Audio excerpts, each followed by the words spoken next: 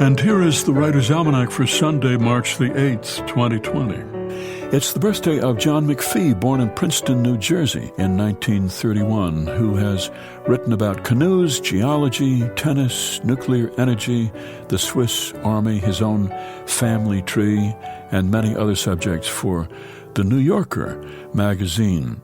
John Mcphee, asked what he writes about, said, "I'm describing people engaged in their thing, their activity, whatever it is."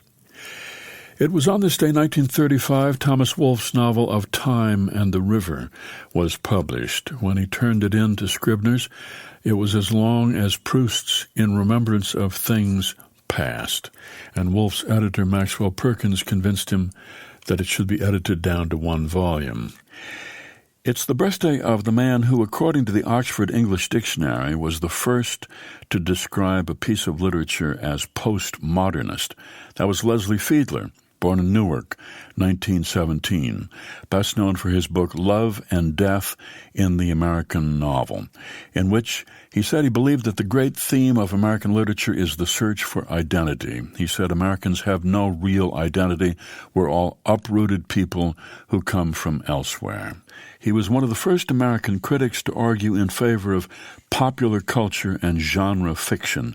He once said the only writer of the late 20th century who would be remembered was Stephen King. It's the birthday of Kenneth Grahame, born Edinburgh, 1859, best known for his book The Wind in the Willows. The book was a big success. He was able to retire from his bank job. He lived for another 25 years, but he never wrote another one.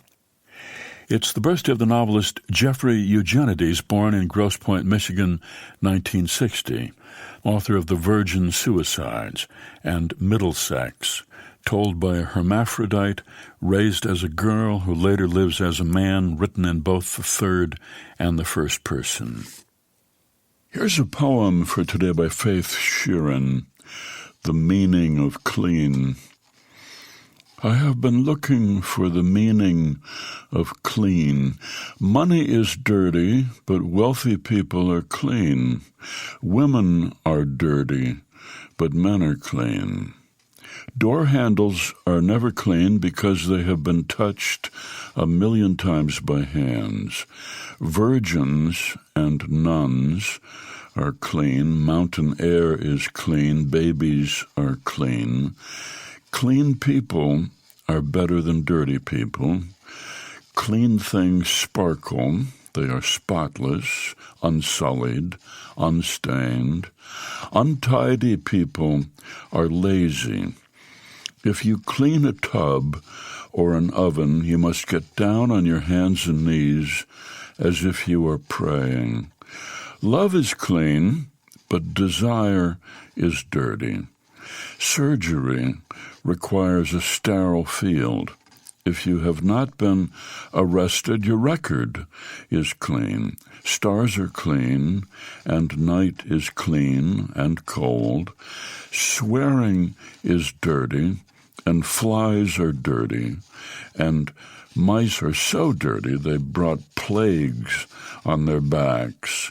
In a neighborhood, the tidy have the right to dislike the untidy. Dust gathers like disapproval.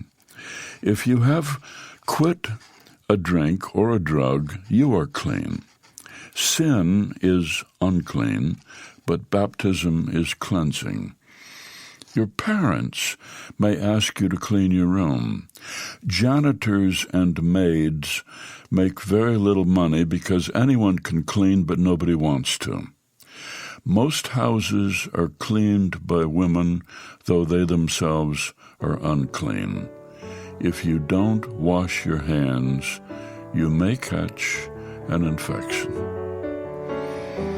A poem by Faith Sheeran, The Meaning of Clean, from her collection Moving the Piano, published by Stephen F. Austin University Press and used by permission here on the Writer's Almanac.